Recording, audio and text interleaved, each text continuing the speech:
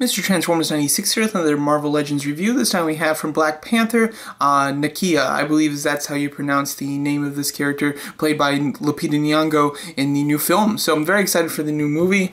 It is coming out quite soon, so I'm posting, a slew of Black Panther related reviews to accompany the film's release. Here we have the box. I do like the color scheme with the orange and blue, and then I do love the personalization of the boxes with the character's photo or artwork on the side there. You have a picture of the figure. The rest in the assortment, I really only had interest in the movie figures of this wave, so that's the ones that I purchased. I purchased the 3 movie figures, and then the accompanying Build-A-Figure pieces that I needed that came with Black Bolt and Submariner from eBay, so I essentially had the 4 movie figures of the wave, and I skipped the 3 comic ones, so I'm very happy it worked out that way, because I did not want those comic book figures, and I wasn't even really excited about the Build-A-Figure, but I wanted it. I wasn't like stoked for it, and luckily was able to snag those last Build-A-Figure pieces for a fantastic price. So I'm just waiting for them to arrive, but very excited for that. Anyway, going over this actual figure, this was what figure that I was looking forward to mainly for the figure. Character-wise, I'm not like a huge,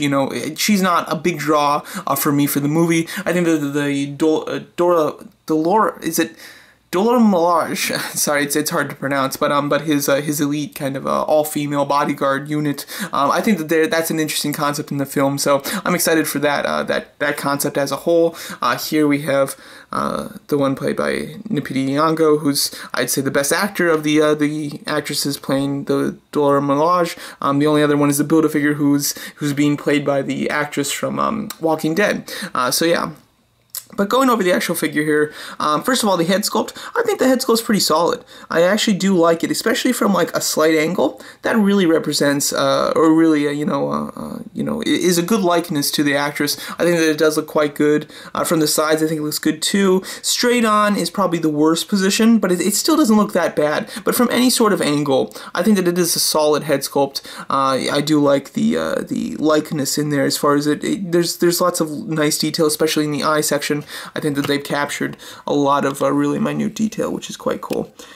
And then the hair sculpt is quite neat as well. It looks a little reddish, which looks a tad bit odd. I think that it should be a bit darker than that. However, the actual texture in there is quite superb. There's really a lot going on there, and there is multiple layers of color too, which adds some depth and makes it more realistic in turn.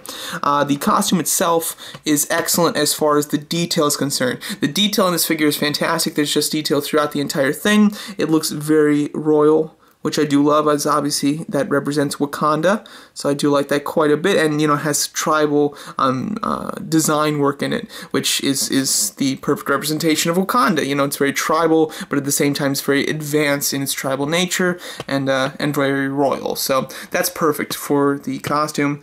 Detailing, as you can see, throughout the entire thing is great. The issues that I have are the colors. The colors on this are actually really nice. I do like the silver quite a bit, and the red is a very bright, eye-catching red, which I do like. The only issue is there's not a whole lot of accuracy when it comes to the color on this figure. I find that, the silver seems to be accurate. However, the red should be a bit darker, and it should be in slightly different places. There's some different design work as far as color is concerned in the torso.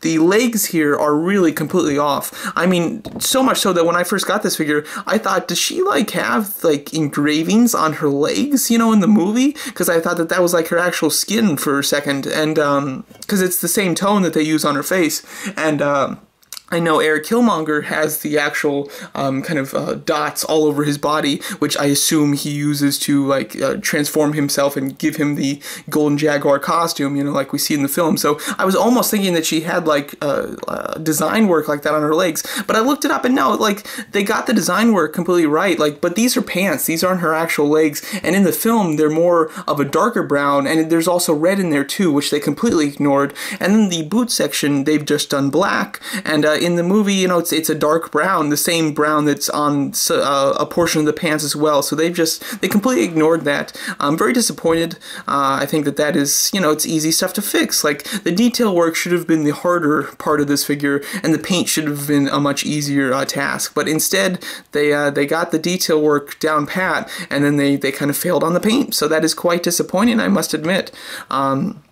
As far as her accessories are concerned, before we got into her kind of signature weapons, she does come with this little spearhead. I haven't personally noticed her using this in the trailer, but I'm sure she'll use it for a scene. It looks pretty nice. It's very straight. I do like this. It's not bent whatsoever. It's really nicely done as far as that's concerned. There's not a whole lot of detail on it. She holds it fine, you know. It's a fine little spear accessory, spearhead type of accessory, but, you know, nothing too special. The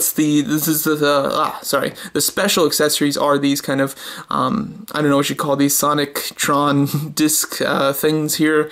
They look very cool. As you can see, tremendous detail throughout them, which I love. The handles are a dark red, almost like a brick red, kind of has that burgundy brownish tint to it. And then the silver is excellent as well, and the detail extends itself to both sides and just looks fabulous. So, you know, I absolutely love that. I do believe that these have some sort of an electricity effect to them. It would be cool if that was maybe represented here, like the inner ring, like at the very edge, was like blue or something. That would be kind of neat. But it's not 100% necessary, so I'm definitely not disappointed that they didn't do it, but that would have been kind of a neat thing to add to it. As far as her articulation is quite good, of course, as you can expect from Marvel Legends. She can look up this far, she can look down that far. Her head does do a nice tilt, and then of course goes side to side completely. She has ball hinge shoulders, unrestricted over here. This side, because of the shoulder pad, can go up about this far, which is a great amount, and can really swivel freely. It's a little bit stiffer just because you kind of have to move that out of the way. However, it still is you know, the limitations are really nothing, which is great.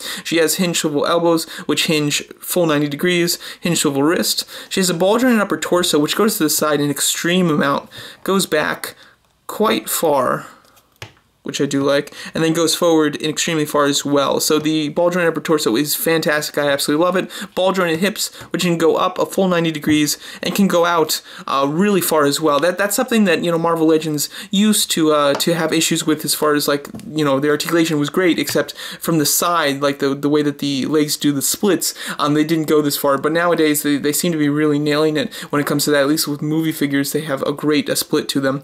Thigh swivel, double hinge knees, and then hinge pivoting ankles. The hinge goes up this far, which is an okay amount. It could be a bit better, but it's an okay amount. It can go forward that far, and it can pivot quite nicely. My only issue is sometimes it feels like her ankles are slightly loose, because she does have the tendency to feel like she can kind of fall forward pretty easily. So that's something that I would definitely watch out for. It's a bit annoying. I don't think I've ever personally had her fall, but, well, no, I have. I've had her fall forward before. So yeah, her ankles are a little weaker than I would have you know, ideally wanted. Little comparison here. Here she is with Eric Killmonger and with T'Challa. So as you can see, she is shorter than both of them. She looks quite a bit shorter than Killmonger, but she does look like a perfect scale in with Black Panther. I think Killmonger might just be slightly too tall, unless Michael B. Jordan is just really tall in real life. I'm not sure. I haven't noticed it, at least from his other films, but maybe he's tall, but he looks a bit odd with her, because he's like a lot taller than her. Overall, though, this is a really solid figure. Wouldn't recommend it if you're not, like, interested in the character or the Dora Milaje, you know, because that's really kind of what she represents. So if you're not really into that aspect of the film, I wouldn't recommend this figure. However, and if you're not interested in that aspect, then chances are you don't want the Build-A-Figure, so you're not going to be interested in this figure for the Build-A-Figure piece anyway. So I wouldn't recommend it on that regard. But figure itself, I think, is excellent. Really just has some paint issues, and it has some quality issues when it comes to the strength of the ankle joint. Overall, though, really solid figure. I do very much enjoy it, and would recommend it to anybody else who's a Black Panther movie fan. So there you go, that's my video review of the Marvel Legends Black Panther Marvel's Nakia figure, yeah, from Hasbro. Let me know what you guys think of it, and thanks so much for watching.